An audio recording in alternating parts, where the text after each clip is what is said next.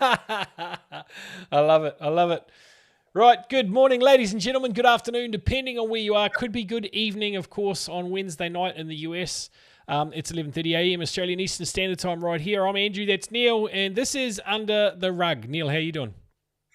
Oh, look, I am living the best lifetime that I've had in a long time, and Yep. I guess our journey over the last couple of years has been, I guess, sort of watching and waiting and being patient, stuff like that, And and it sucks. waiting, and but what came out of all that was Under the Rug, where it actually gives you and I the ability to sort of Talk vent, I shit. suppose. Vent. Yeah, vent, talk shit, whatever, swear and get away with it. Oh yeah, because Hope, there was some very very upset people if I swore from the platform when I was speaking or when I speak. And look, that's understandable. But sometimes it's necessary. Sometimes, oh, not for always. yeah, exactly. uh, so But yeah, our mutual Indian friend or Malaysian friend, he's such a good boy, and he doesn't swear in front of his parents. Instead of saying fucking, he says fishing or fish this or fish that. And he's heard me say a couple of things over the years, and he's gone, "What does that mean?" I have to explain it to him, and now he tries to use it in context. He never gets it right, never gets it in context, but tries to use it in a sentence, and it's just hilarious to watch. I've uh, corrupted him officially. weren't you saying the other week that he had something had set him off and he went off? I'm not sure if he used everything in the correct context, but Oh yeah, no, he did. Yeah, yep.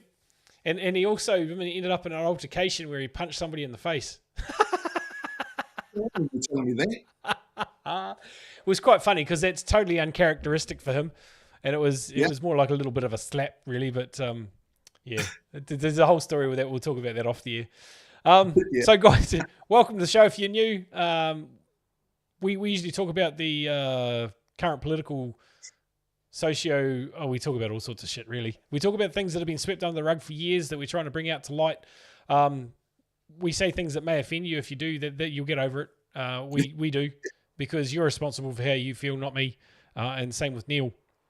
But the disclaimer is that anything that we do talk about here, we have researched ourselves. Generally, we do offer our opinion, but we do encourage you to go do your own research on whatever we talk about. And we're saying this for entertainment purposes only. We don't give any financial advice, although we may talk about those circles.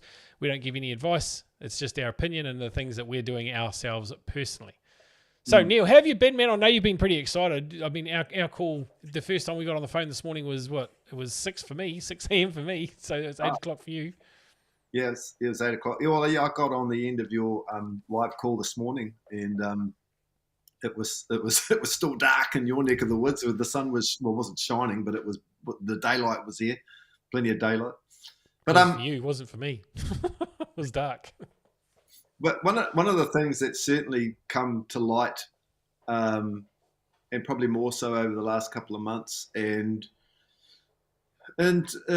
when people don't want to know the truth, and when you're in a conversation and you're speaking the truth about that particular person or about the situation, they just don't want to accept it.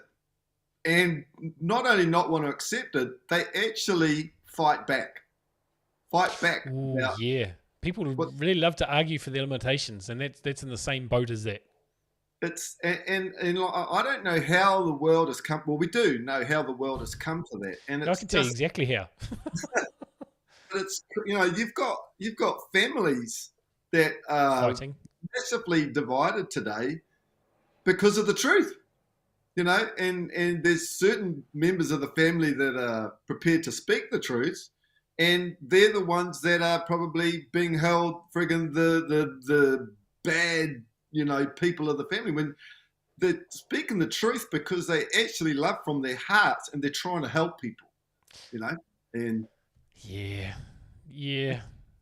We've sad. been pit against each other. There's the whole divide and conquer thing's been, that's straight out of Sun Tzu's playbook, The Art of War. You divide and conquer, of course. You do exactly that, and society's done that to us for years. It's divided us into organized religions. It's organized just into race and color and creed. That is the organized religion, right? But when it all boils down to it, if they're going to find our bones in 100 years, they're not going to see a color. They're going to see a man or a woman, and that's it. Yep. None of the other 4,000 fucking made up genders that don't fucking exist except in your head because you got something wrong with you. Now, if that's the case, go get help. There's no other genders but fucking male or female. That's not where we're meant to be going today, but so I won't go further down that. But to share with that, you're talking about families that disagree. Yeah, I wasn't in New Zealand for this discussion with my sister, but that she had with my cousin about how my cousin talking to Lisa saying, you and your whacked out brother with your whacked out conspiracy ideas. I'm like, yes, I fucking made it. But it's like, and everything. It's the thing is, you're never there to actually dive down into, well, what conspiracy are you talking about? Oh, that one that was proven last week. Yeah. That's right. No, that other one that was done last month. So where are you coming from again? Yeah. So, but the fact is that challenges and those that haven't been plugged into that, right? I've been down the rabbit hole for quite a while. Many different warrants as you have yourself, but those that haven't seen any of that yet and haven't done the research for themselves still believe everything that's been said through the media, through the news, what they've taught through, what they learned through school. So it's hard for them to fathom that. And when you start, the reason why there's fights is because that tears at the very fabric of their essence of who they are, of what they know about the world. And I know, my mother-in-law was the same way when she found out about 9/11. I told her, inside job, no, couldn't possibly be. Then I showed her irrefutable evidence. She's like, I can't believe the government would do that to their own people. I'm like, well, fuck, they've been doing it for centuries. They're still doing it. They're doing it here in Australia. They're doing it everywhere. So yeah, interesting. Yeah, it's a strange old world that we've been lied into. I mean, brought up in. You know. It's funny. I was having another conversation with someone yesterday. Really, really nice guy, actually. He came here. We had a meeting. And we were talking about that short guy with the short mo from around the 30s, 40s that died, that committed suicide. He didn't. He went to Argentina, for those that don't know. That's verifiable now too, by the way. It's in the JFK docs. But sorry, it's just turned Do Not Disturb on. We're having a talk about that dude, and I said about how brilliant he was. And like, he might have been crazy. He might have ended up that way because of syphilis, but he had a brilliant mind. And let's face it, the whole reason for the Second World War wasn't because Germany invaded Poland. That's not what happened. Go learn your history, the real history on what actually happened there. There was a war because now Heron's trying to ring me. There was a war. There was a war because that country, that nation was getting too strong financially. It was getting too independent financially. And that, you can go and research that for yourself, verify it. It's all there. But anyway, he goes, the person I was talking to, he says to me, he goes, because I know you're not going to say that he was a good guy. I was like, no, I don't think he was. I don't know. Didn't know him personally, but he probably wasn't a good guy. But he probably wasn't what history told us he was either. Because history's written by the victors. Yeah. To the victors go the spoils, and that's one of them. You get to write his story. His story. History. Yeah. That's what it is. It's a story. That's all. Oh. Well, if you think about how Germany was tracking along, and if you think about why that they would do that, so it wasn't so much it wasn't the political side of it. It was actually that the way that they were running the economy was giving people more power, their own individual power. 100%. You know, this is a perfect segue into what our topic is, so carry on. Yeah, and that is the ultimate reason for the way that the world is run, because they want to control it. So, and you know, on that note, and as I think about that, is controlling the people in power is why network marketing gets such a bad rap on every level. And intentionally manipulated from above powers to create scam platforms, because network marketing is ultimately the best business platform or model in the world. And why? Because and it's created more millionaires than any other marketing model, any other industry. Also with females. Yeah, and absolutely, yeah. And the reason being is because it's the only industry where everyday people like you and myself, that I'm not educated, right? That have so ordinary people have an extraordinary ability or opportunity to create a decent income. And even Trump said it, Robert Kiyosaki said it. There's a number of high-profile people that have said if they lost everything, they'd find a really good network marketing company with a really good product and hustle. That's what they do to make their money back. And that's the thing. So if we talk about statistics, there's more failures, and statistically proven, more failures in a brick and mortar business than there are in a network marketing business. The difference is the people in bricks and mortar businesses don't probably bitch and moan about it as much because they knew the risk and they put up quite a bit of money. Most of them lose a lot more money, right? Because the startup costs are a lot higher. But that said, statistically, inside of the network marketing or home business industry, those people, probably the same people that would fail outside anyway, but bricks and mortar business people, they generally try again because they're entrepreneurs. They realize that you're going to have some failures along the way. Here, inside the network marketing industry, and this isn't our topic for the day, guys, it's about regulation. We'll get to that. But inside of that network marketing industry, you get so many people that are nickel and dimers. They put in $50. I mean, you've been in a program, Neil, where they've had very high ticket items, and so have I. Yeah. Who are the people that complain the most? The ones that put in $10,000 or the ones that put in $200? Small ones. Yeah, the 50 exactly. Yeah, the people who put in $50, and that's because they're doing it on a wing and a prayer. It's their last $50, and they think somebody's told them this is going to make them a fucking $1 million next week. Well, no, it's not. You've got to work at it. You've got to work hard. Yeah. And I remember, I've said this to you, and I'll remain nameless because I have a lot of respect for this person. Somebody said to me the other day, "Oh, one of those pyramid things." I'm kind of like, well, what? Fuck, like corporate? Where all the money, all the people at the top make the money. Oh, you mean like a corporate structure, like the CEO? He makes all the money. Well, that's not the case in network marketing, because you or I have as much possibility as making as much money as the guy that's above me, who introduced me.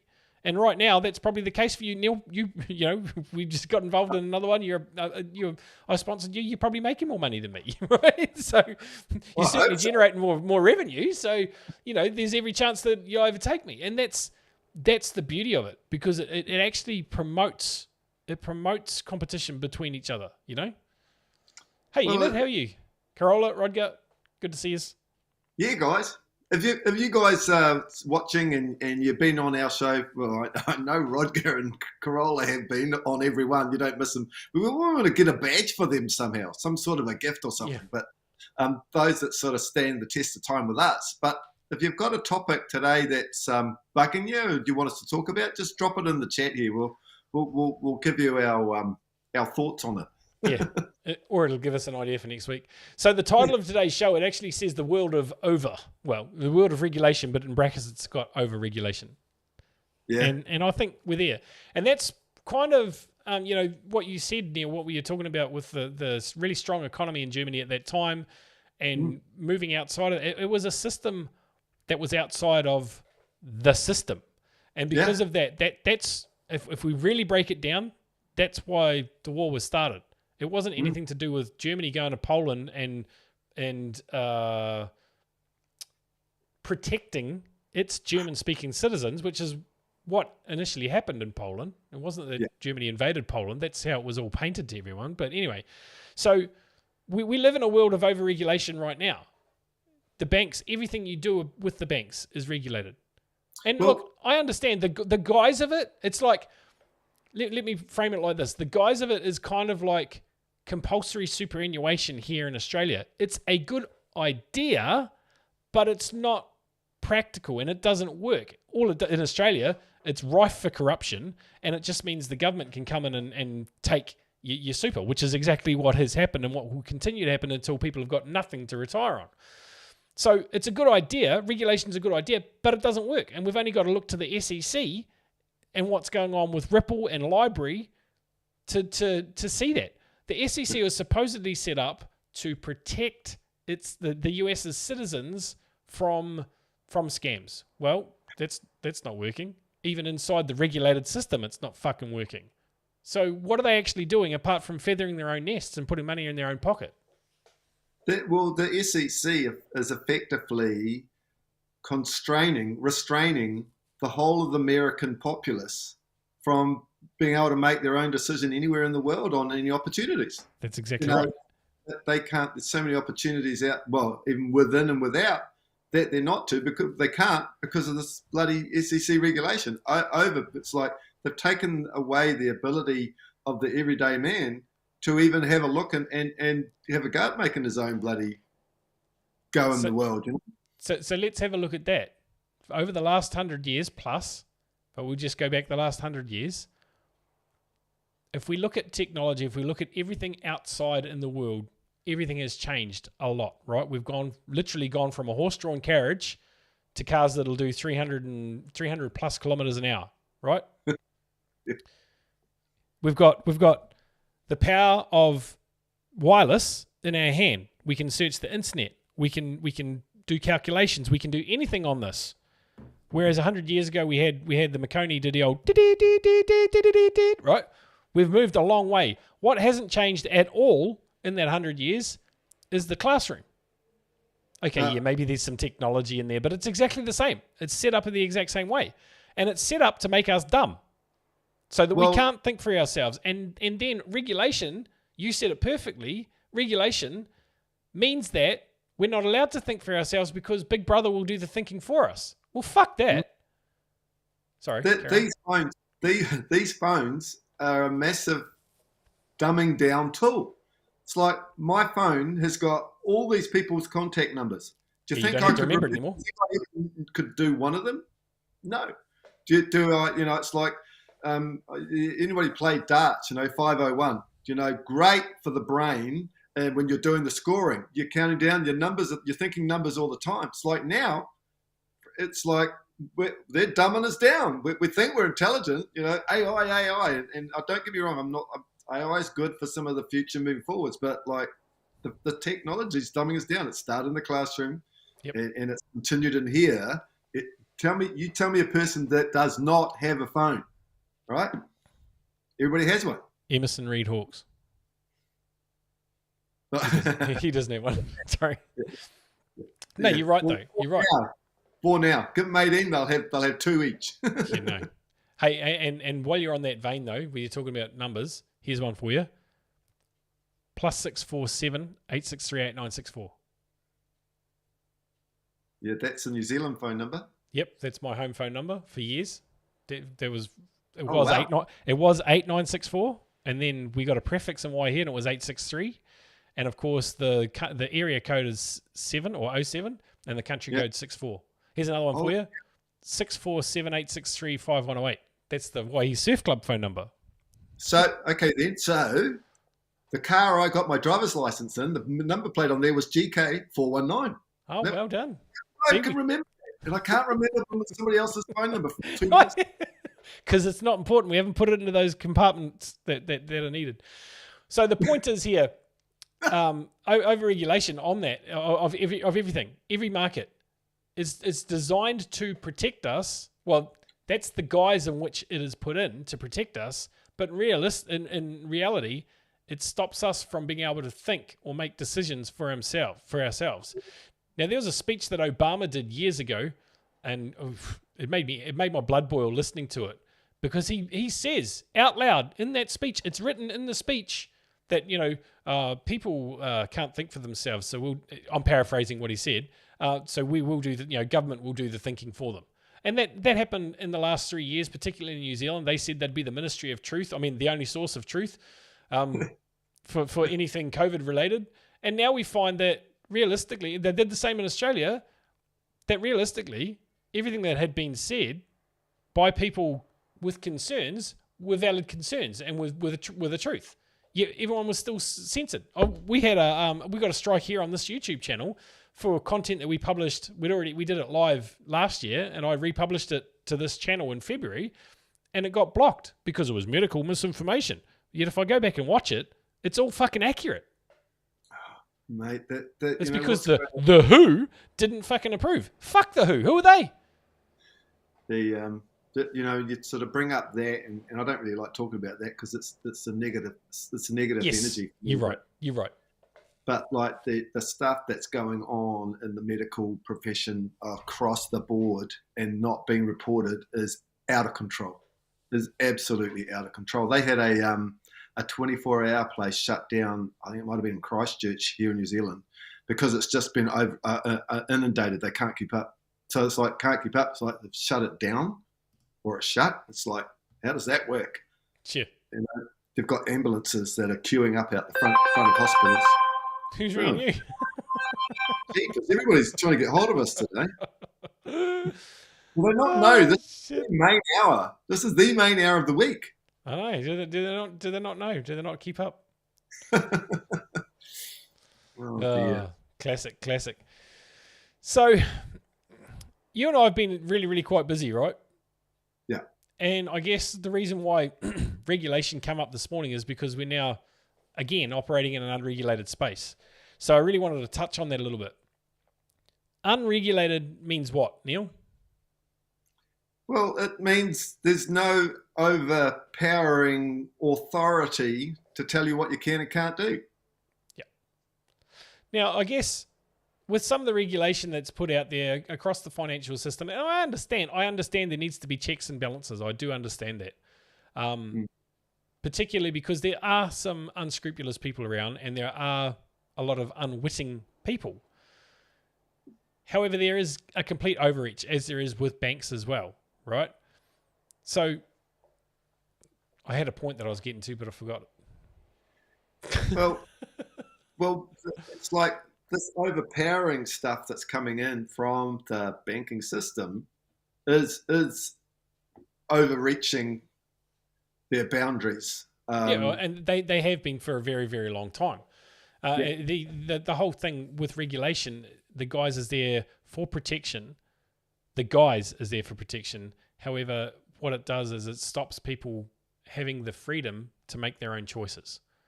And I'm all about freedom of choice. As I said, sometimes I believe there does probably need to be checks and balances, but it is just a guise, because when you go through that regulated space, there may be guarantees on certain things, like in banking, for example. Your deposits are guaranteed up to X amount in whatever country you're in.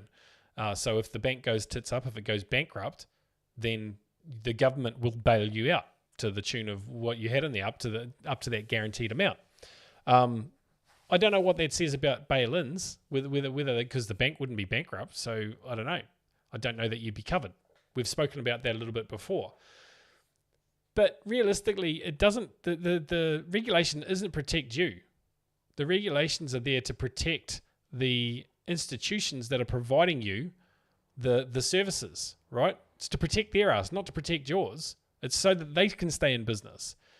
And the government likes that because government and big business, all of that like that because it means things are sustainable for them. It means they're predictable, and it means they can be as irresponsible as a drunken sailor with money and not have any real recourse, because at the end of the day, they know the government's going to back them up, and the government will then bail you out if you've had money in a banking institution, for example, that went tits up. Now, in an unregulated space, you don't have those same guarantees. So there is an element of risk, 100%. That said, there's an element of risk in anything that you do. There's an element of risk in getting up, walking out in the street. You get hit by a fucking bus, a double-decker one perhaps, Neil. But, sorry. But the fact is there's risk in anything. So yes, in an unregulated space, I don't know that there's any higher risk than any other space. It's just that you need to be responsible for your actions. There's no one that you can go and cry to in an unregulated space. So, you've got to pull up your big boy panties, and that's why entrepreneurs thrive in those spaces, because they can make them work. Entrepreneurs can thrive in any space. But the people that have got the mindset, hey, I make my own way in life, I make my decisions, They will thrive. They will go okay because they'll take responsibility for their actions in an unregulated space. Now, I need to highlight, unregulated does not mean illegal. Unregulated simply means that there's no government guarantee on anything that you do. You are responsible for your decisions. If you're not prepared to be responsible for your decisions, yeah, sure, don't play in an unregulated space. But if you are and you want big results, that's where you're going to have the best ones, in my opinion. Well, the big picture is, and everything else. So the big picture is the banking system is in freefall, and because the old fiat controlled system, which has controlled us for all our lives and our parents' lives, is coming to a close. And these people, because it's coming to a close, these banking systems is part of the slavery systems that control us. So they do not like the decentralized platforms. Because why? Because it's giving people the power back. They can't have or can maintain that control over us that they've always had. We thought we were free. We've never been free. They've We're had debt slaves from every level. And so right now everybody's in fear and in fear of these banking CBDCs, right? CBDCs. And it's like the central bank digital currencies. And if you're in fear of that, then you're not looking outside the square box you've been living in. You know, you need to be looking and getting yourself on a decentralized platform and learning how it functions in a way that gives you your freedom. Because if you don't do that, you're going to get caught up in the banking world where you feel safe and they give you those kind of guarantees in that, but you're going to be controlled for the rest of your life. And they're going to tell you how much you can withdraw. And you're already seeing that now from the banking system, how much you can withdraw. And that's going to get smaller and smaller and smaller and smaller. And you know, I mean, just look at people when they get to the retirement age and they're hanging out for the pension. Whoa! Do they get to sail off into the sunset with all the hard work that they've done all their lives, done everything right? No, they don't even have enough money to keep their roof above their heads. And it's worse than that too. You know, they've paid into that all their lives or subscribed to that theory that they'd be able to retire. And here in Australia, you hit retirement age, you get means tested. So if you haven't structured yourself in the right way and you've done all right for yourself, like, you know, there's people that have done all right for themselves but not structured in the right way, the government goes, oh, we're not giving you anything until you sell that. They want you to be destitute and broke so that you're reliant on them. And I know that for a fact because I've seen it with my mother-in-law, right? Yep. She had to sell down some of her assets so that she could get pension. Now, did she need the pension? Maybe not, but it's subsidised enough, you know, to make her savings go further. But that's not the point. That's hers. That's her entitlement. That was there. Now, was it an unsustainable system from the start? Yeah, it probably was. But again, if governments weren't spending money like drunken sailors, then there probably would have been the money there for it. I remember I was really too young to grasp it, and I don't know the full ins and outs of it. I remember old Piggy Muldoon's Think Big strategy for New Zealand years and years and years ago. Like I might have been, I was less than 10, right? That's how long ago. But looking back, when I got into my 20s, I looked back and I was like, he actually had some really good plans. And if they'd been allowed to come to fruition, New Zealand would be an incredibly wealthy country, which is probably why they weren't allowed to come to fruition. New Zealand would be incredibly wealthy and independent. It wouldn't be dependent on any other nation for anything. Every country out there doesn't need to be dependent on any other country. They all have their own natural resources. There's enough technology in the world and natural technology that they can feed themselves, power themselves, and do all the basic necessities without relying on the outside world. Absolutely. And to tell you what, there's a guy, and his name is Anatoly Yaninsky, who's in the middle of the desert in Sharjah, and he's got a creating a whole ecosystem over there, and he's greening the grass, the growing vegetation. It's like in the middle of the desert. You and I went there. There was nothing there, Andrew. You know, and now it's a lush green oasis, and it's like it's beautiful. Yeah, and it's like that can be done and implemented anywhere around the world. And there's not one royal family I've seen who's got off their fucking asses and tried to help any third world country get out. It's Princess Diana, I think, was probably one of the most humblest people that got out there to try and do that, and they fucking killed her, the bastards. Yeah, I was going to say, we know how that ended, don't we? Yeah, so well, it's like, do we? Well, I don't know. Do we? We know what we've been told by the media and his story, but yeah, interesting times. Space, watch the space, I guess. Oh, it's like, it's like, so, you can look at the bigger picture and see what all the countries are doing, and you can look at yourselves and what you're doing individually to set yourself up for the future and what's coming. We know that it's not good coming down the pipeline, or what appears not to be good is overbearing control and more control of us. Or you can get out of that system and start learning about a decentralized platform that will continue to set you free and live life on your terms without the overbearing control of somebody that manages your money for you. Manage it yourself. And look, I know you're talking specifically about a specific platform, but the honesty is, or the realism is, people should be learning about decentralized finance. They should be learning about blockchain, because blockchain's not going anywhere. Blockchain is here to stay, whether you like it or not. Now, you can ignore it and fall victim to what the power... No, what's the word I'm looking for? You can fall victim to what the head shed, what the global elite want you to be. Control. Yeah, be controlled, be a debt slave for the rest of your life, and be told what you can and can't spend your money on, what you can and can't eat. You'll eat bugs and be happy, or own nothing and be happy. That's the old WEF. Or you can learn about blockchain and decentralize. It might seem scary to start with, but what's more scary? Getting on blockchain and learning about it, or being behest to someone else for the rest of your life?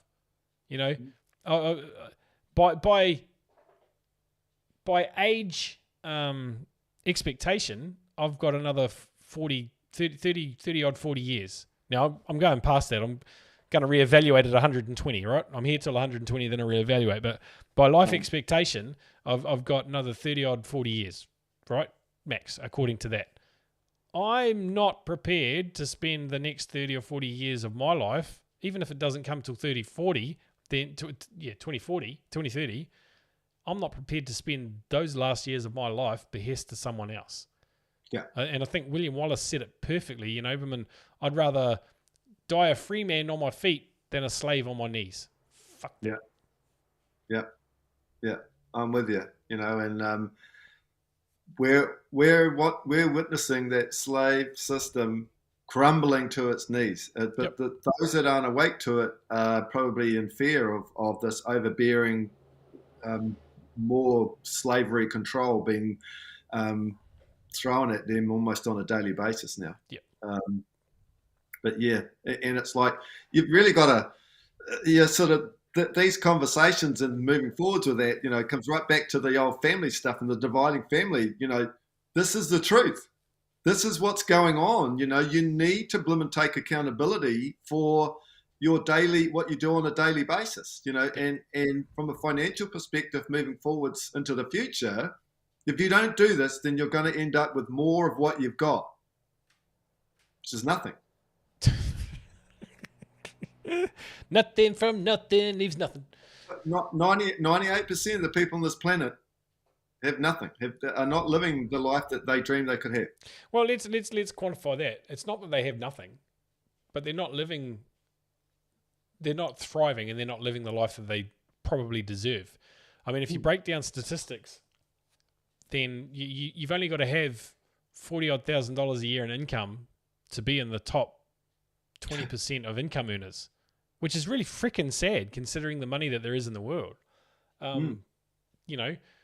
What's that? That Sarah and I are almost earning that passively each week. Passively. Yeah. That's not working for it. That's just shit that's going to come in regardless of what I do. In fact, I'm finishing here and I'm going to take the kids to the movies, right? Because it's still school holidays. So that money's still going to come in. It's not dependent on me going out and hustling my ass off to make it work. I mean, I will hustle. I'll work really hard when I need to, and I do. But I'm setting up other stuff, and that covers that. That puts me in that top echelon without even lifting a finger. everything, It's out there for everyone. everything that I've focused on over the last 7 or 8 years, it's not been for me. You know, I can see how shitty the world is around me, and like my children, you know, they're young adults now, but I don't want them to have to go through the shitty burdens of life just to keep the roof over their heads. And Yep. there's no fun in that. And it's been proven time and time again. You ask everybody that makes it to 65 who retires. I mean, how many people aren't even making it to 65 today? They're working their butts off just to keep the roof over their heads. They've never really lived. They only know to bloody just to go to work, to do the job, to come home, you know, do the same thing. It's commonly known as a rat race. It's like, that's not living. And I don't want my children. Yeah, no, absolutely. And here's something to consider too with that, Neil. And I know I can speak from my own experience here, right? Because, you know, at the end of 2021, I said that I was taking a couple of months off. You know, I left the old company that I was with, or they were with together, in June of that year, and started another venture with Heron, which was great. We partnered with a couple of really nice guys here on the coast.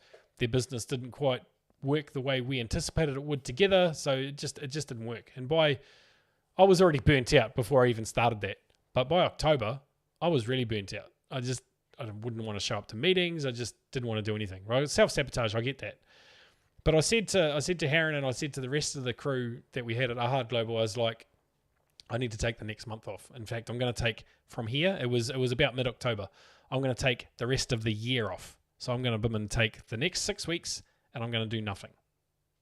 Well, that 6 weeks turned into 12 months, right? Just fuck. But the thing with that, and it's like, I'm not saying that to go, yeah, cool, I didn't have to do any work. No, man, it was the hardest 12 months that I've ever done in my life. And it's because I'd made my last venture that prior to the Ahad Global, I'd made that who I was. I'd made that my identity. And because I didn't have anything outside of that and no one to hang out with, I had plenty of people to hang out with, but none just to hang out with. We'd always talk shit about what we were doing.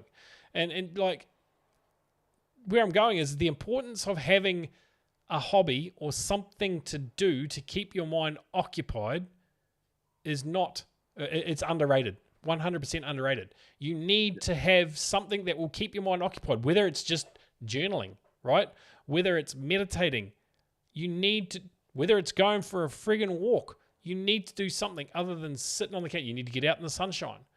And that's, you know, retirement's the same thing. So I remember my father said I'll probably never retire. The day I retire is the day that I nail my coffin shut. And to be fair, it's probably the same for me. He doesn't work a traditional job anymore. He did retire a few years ago. But the same thing is you need to have something to do. Because the old adage rings true. And that is, an idle mind is the devil's workshop. Yeah. And when I say devil, I'm talking about darkness. It doesn't have to be the angelic demon that's been sitting there with a pitchfork and wings. No. Darkness is the devil. If you think about that, though, and if you're sitting idle and you're just the lazy couch potato, you're watching the devil's work on the screen. That's what your entertainment is. You're being programmed. Yeah, whether you think it or not, it may appear to be entertaining and funny or whatever, but they're programming you in ways you just can't even consider. Yep, and so turn the idiot box off. Yeah, it's like it's sad. I don't, I haven't watched the box for ages. If I watch it, it is purely just because my mind's pretty active on other things. So we do need to sort of slow it down every now and then. And we do need to get off all these devices. We need to get away from them because they do emit, unless you've got one of these things on the back of it, they do emit EMFs, and they're not good for us. There's just so many things, but it's like moving forwards and keeping your mind active. And this is where I'm at right now, and why I'm so excited is knowing that we have the platform or the bridge between the existing failing financial system and the new exciting blockchain decentralized financial system. And it's like there is going to be billions of people that are going to need a hand from one system to the other. And those of us that are aware of the system, and that includes you guys watching, because let's face it, we're pretty underground, under the rug underground. It's gonna be up to us, and I've said it before on one of our shows. It's gonna be up to us to guide those people across that bridge. Some people aren't gonna make it. Some people aren't gonna make it. They're gonna be stuck in the old world forever. And personally, I don't want that for me. I don't want that for my family. Sadly, there'll be some of my family that don't make it. I don't mean the immediate. I don't mean my kids. I was actually had a call before, and they said, "How lucky are your kids?" I was like, "Well, they're not that lucky. Them and shitheads. They need to be and did this, and you know, they're doing kid stuff. They're good kids. They're actually really good kids." And he goes, "But how lucky are your kids?" I said, "What do you mean?" He goes, "Having all this knowledge now, and being able to learn directly from you." I was like, "Yeah, I guess so. If they'd listen." Look, they do. You know, when I caught up with you, we were over here the other month, last month. Yep. Seems and so long ago, but it wasn't. Just with Harlem and having a chat with him, it's like, boy, that young man is not only growing taller, but you know, he's got a good heart, and it was a good adult conversation I had with him. I was very impressed. Yeah. No, they're good kids. Yeah, and you know, then this is the thing with our children. You know, at home is their safety zone. At home is where they test absolutely everything, and most of that testing is your patience. Oh yeah, yeah. And we had a conversation about patience this morning. You know where I'm at with that. Yeah. But that's it. But it's still slightly longer than Sarah's. Oh dear! It's like, you know, we turn the clock back. You know, when it comes to my children, I wouldn't do it any different. You know, I look at my three girls and how they've turned out. They've all got massive hearts. That they're pretty good at communicating amongst themselves and supporting each other. Yep. And you know, when they're out there in the real world, you know, mingling with other people, they're good. You know, and you don't hear any sort of shit stuff coming back. So that's all you could ask for as a parent. For me, and my job here is to help my girls get that. It looks like I've got a mask over my face. Oh no, there we go. Sorry. No, that's all good. But you know, is to set my girls free of this slavery system that's just not going to serve them to lead a good, happy life. You know, and we're so close to that, and I'm so excited for them and my grandchildren. I was talking. I was up in Auckland a couple of weeks ago, and I was sitting there. I was on my phone just checking some of my messages, and my granddaughter Aria, she's looking over my lap, and she says, "Papa, what's blockchain?" Oh, good question. Well, you know, it's like the intelligence that just oozes out of that young lady. Yeah. And her pronunciation of words, but her curiosity with that. I'm like, wow, that's just so impressive. And it's like, because I know I'm going to have an enormous amount of wealth to leave behind when I'm finished here, and and I'll reassess that when I get to 120 as well, Andrew. Yep. Well, you'll get there before me. Yeah, but it's like, which one of my children or my grandchildren will be the one to sort of step up and take that on that role, you know, because the role of people from our future generations coming through is not how to spend it, but how to manage it and continue to make it grow and do good things with it. You know, absolutely. These are some of the mindsets we need to break from the history. Is, you know, one generation makes it, the next generation blows it. Yep. But they're going to have more freedom. It's the third generation that blows it. Yeah, but we're going to take them through into a realm of decentralized finance, where they're going to need to have that knowledge and do the right things with it. And I think as long as they've got, you know, their hearts in the right place, and it's about helping people in humanity and being able to recognize good from bad and that, then they're going to be fine. But I don't know, what's coming is so exciting. It's this. Well, you know what, we continue to say what's coming, but realistically it's here. If you're ready to look for it and ready to recognize it, it's already here. It really is. So yeah. Hey, I think you and I have certainly come into that over the last couple of months, and we're actually probably getting to a point where our energy is raising even more and more. And and that came about too, Neil, because I had a really big conversation with myself, massive. And people go, oh, talk to yourself, you're mad. Yep, sometimes I need expert advice. You know, we all talk to ourselves, and anyone that doesn't, then they're probably not tapping into their full potential. I sincerely mean that in the best possible way. But it came from I had a massive conversation with myself about, about expectations that I had of myself, about not living up to those expectations. Where do those expectations come from? Why do I have such high expectations of myself? These are all journaling conversations, right? And they led me to it. And then I after sort of musing the ideas around a little bit, I said to Sarah, I was like, this is where I'm at. And if you don't know, Sarah's my wife, okay? This is where I'm at. And I broke it down and I said, these are all the expectations I've had of me. These are all the things that have been told to me over the last 2 decades from people that I know, trust, and like.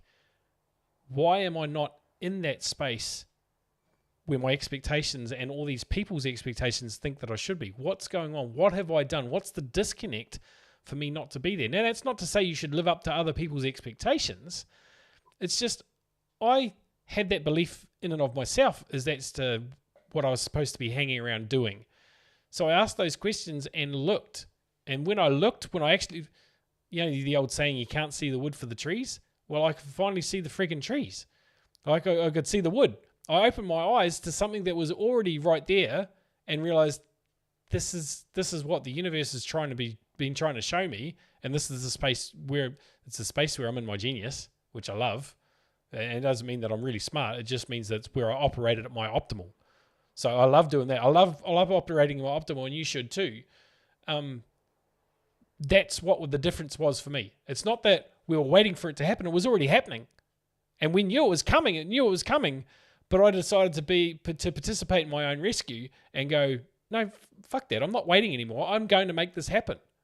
I'm going to be that collective conscious and come back into it. I completely get where you're coming from with all of that, and we all have our own journeys. For me, it's like, what's the lesson here? And for me, and seeing what the lesson is actually just taking a look backwards, and is this way, and seeing the steps and the highs and the lows along the way, and for me, in the last platform that we're on was massive growth for me, but that growth came for me when I realized the volume of liquidity that was coming. I was scared. I was scared of that. I needed to let go of something that was a safety net for me, which was a regular income provided from a government agency, and I had to let go of that, not knowing what the future held.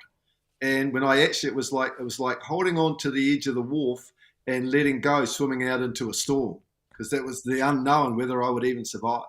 But when I actually had the courage to let go of the wharf and start swimming by myself, it's like oh my God, it's like the shackles were released in a way of abundance in more than one ways. That was like, wow. So that thing potentially that is your safety net, and keeping it. It's not only a safety net; it's a trap.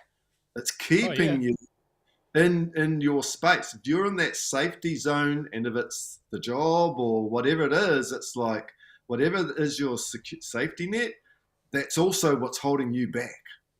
And when you just, and people are going to be thrown into this in turmoil very shortly, whether they like it or not. Yep. That safety net's going to go. Yep. And you can either prepare for it or become victim to it. Yeah. A lot of people are going to fall victim to it. That's where the knowledge that we've all been gaining over the last, our lives, is we're going to need to help people so they don't drown. Yep. Huh? Absolutely. Right, yeah. So it's about 20 past the hour, almost the bottom of the hour, but as I said, I'm going to take the kids to the movies, so we've already gone a little bit longer than I anticipated today. But guys, it's been amazing to be here with you. Neil and I are absolutely very excited. If you want to know why, and if you want to tap into why, there is a masterclass on Sunday night at 7 p.m. Australian Eastern Standard Time. Get in touch with me or Neil. Neil has access to the link as well. So if you want to know more about it, let us know. It's going to be a great. There'll be 4 or 5. I'm hosting it this week. Martine and I are hosting. I was one of the panelists last time. But there'll be 4 or 5 freedom-loving people that are making a real difference to themselves and their community for some solutions outside of the system. So if you want to know more about that, then reach out. We'll get you the link. It is an unfortunate time for those in the Northern Hemisphere, but those in the Southern Hemisphere and up close to the equator will probably be all right. So let us know and we'll get you the link. Michelle, I'll send it to you, no problem. Yeah.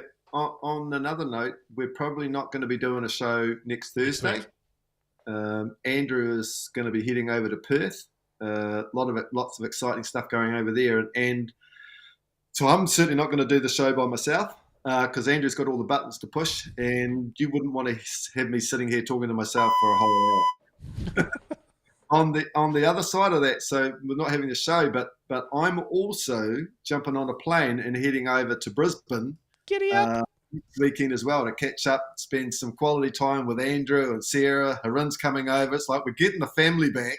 Oh yeah. Next weekend, the 14th, 15th, 16th, 17th of this month.